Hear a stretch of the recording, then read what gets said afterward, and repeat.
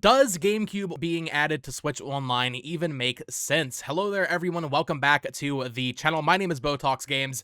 Today, I wanted to discuss GameCube being added to Switch Online because recently there have been some interesting findings in shipment data that suggest that Nintendo might be preparing a GameCube-style controller for Nintendo Switch Online subscribers. And it's re-sparked the entire question of, will Nintendo actually add GameCube to NSO? So today I wanted to talk about it. I don't think I've actually ever really dived deep into this topic in particular on the channel, and it's something I feel pretty strongly about, to be honest, and that I don't think they will add GameCube to Switch Online, or at the very least, I don't see them doing it soon for a multitude of reasons. But why are people talking about it? Well, looking at a Reddit post from the r/gaming leaks and rumors Reddit, they summarize it a lot better than I can.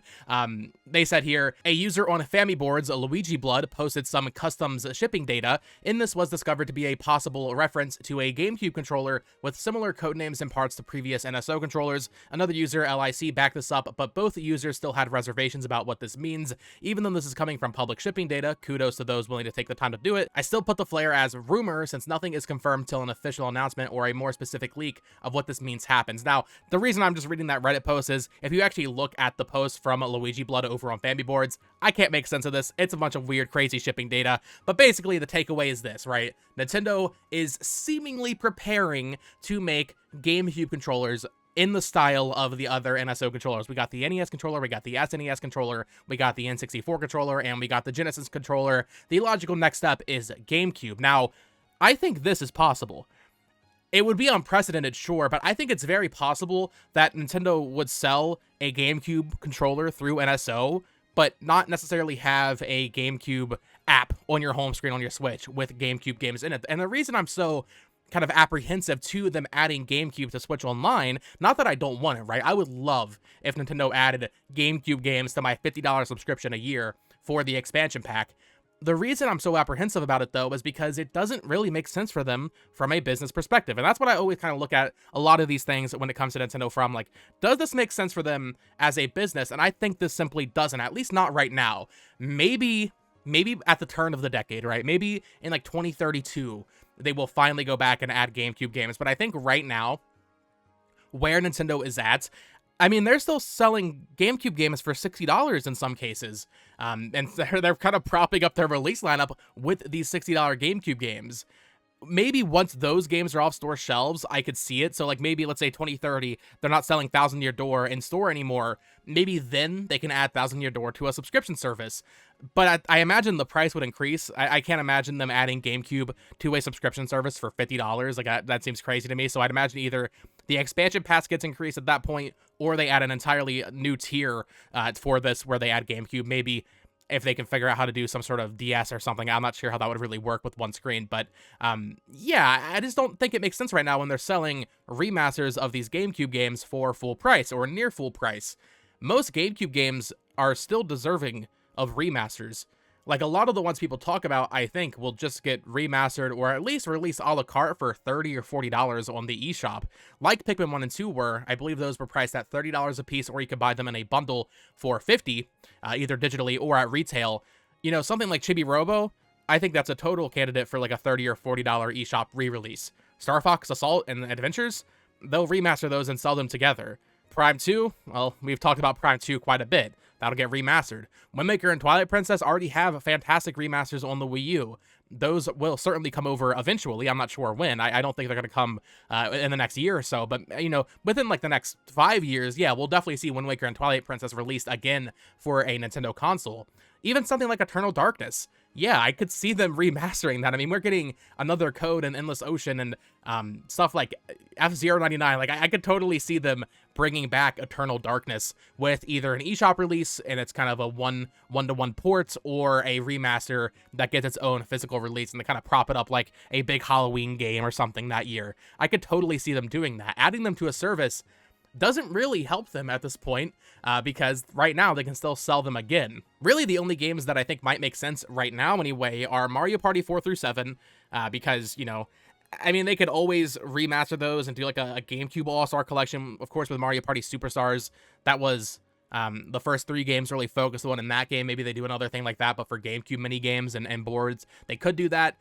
I think that's unlikely though. So yeah, Mario Party 4 through 7, that's fair game. Mario Kart is a series that we haven't seen a precedent for getting, remade or remastered. So maybe something like Double Dash could make its way there. Smash Bros. Melee, another one that people would love to see remade or remastered, but would probably just end up being put on the service.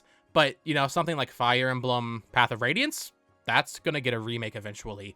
So when people talk about GameCube Switch Online, it's like, yeah, I am with you. I really want that.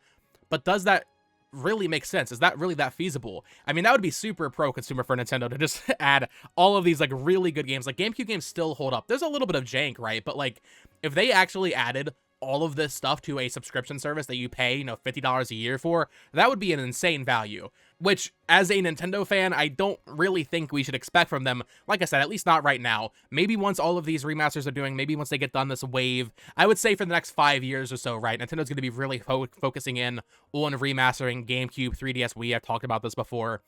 Maybe once we get through this part of the Nintendo, I don't know, era, like, they're clearly in their remake, remaster mindset right now. Maybe once we get past this, once these games are off store shelves, maybe that's when we could see a GameCube Switch Online added. But right now, I just don't really think it makes sense. I mean, even more stuff, like Sunshine is already on Switch. I guess that one's a little bit different because it got taken down, 3D All-Stars, of course, and they did add Mario 64 to the Switch Online with the N64 app, so maybe Sunshine would be kind of an exception, but for the most part, most of the big hitter GameCube games that people care about, I think would just end up getting their own standalone releases for $30 or $40. Something like Wario World maybe could go on a service. I don't know how many people really want to pay for Wario World. Same thing with WarioWare on GameCube. That would make sense. Pikmin 1 and 2 are already on Switch. So, like, most of the big games, frankly, are already on Switch.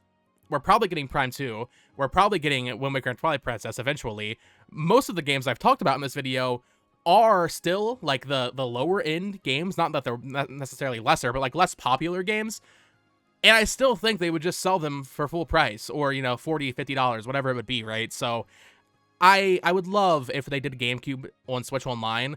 I just don't see it happening anytime soon. And as for the controller stuff, I could see them releasing a GameCube wireless controller for the Switch, maybe alongside the release of the next Smash Bros. Game, which I expect to happen in the next year or two. I mean, this is shipping data. Nothing's concrete. This could be years out. This could be imminent. Who knows? But I could see them, kind of marketing it that way. Like, hey, Switch Online subscribers, as part of, like, a Smash Bros. Reveal or Smash Bros. Direct for Switch 2, if you're a Switch Online subscriber, you can get a GameCube controller that's wireless now. For the past 2 Smash games, we've had the adapter, and then they've sold, like, new GameCube controllers that just plug right in.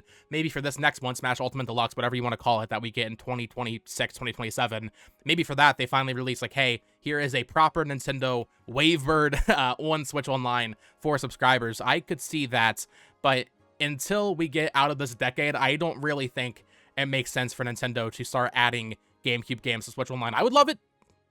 Don't hate me for it, because I'm saying here right now, I would love if they did it, but I'm just not sure if it makes sense. So let me know your thoughts down in the comments below. Do you think this is a sign that Nintendo will be adding GameCube games to Switch Online, or do you think that it will remain as it has been, where they just keep remastering these games? Switch Online is interesting because they're kind of at a point where there's not much they can do unless they add, like, another screen to the console.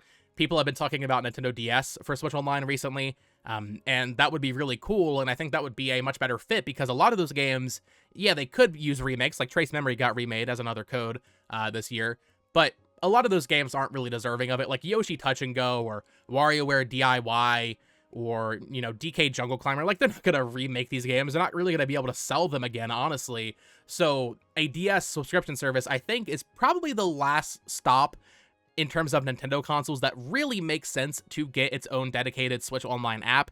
It just depends on how they manage to make that work with the Switch, be that, the Switch 2 having 2 screens, which I doubt, but it would be really nice, or if they make it work with just 1 screen, which, I mean, maybe you have to hold the Switch vertically. I don't know. That would suck. So, yeah, I don't know. We'll have to wait and see, but DS, I think, would make the most sense.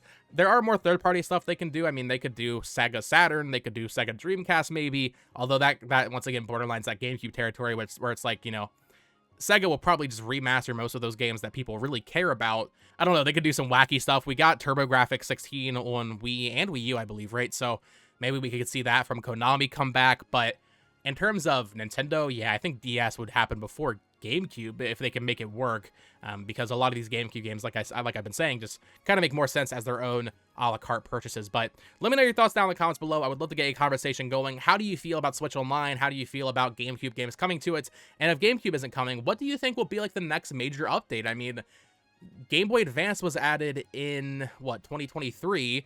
So I would say maybe next year, or maybe around the time that they add Switch 2 to the mix, maybe that's when they want to really have a big new push for it. And maybe I'm wrong. Maybe that is GameCube. Maybe they want to push Switch Online so hard with Switch 2 when that launches that they're like, hey, here's GameCube. Here you go. You've been asking for it, and here it is. But I don't see it. So let me know your thoughts down in the comments below. Of course, subscribe here for more Nintendo Switch news, reviews, discussions, all of that fun stuff. Follow me on Twitter at BotoxGames. And until next time, folks, peace.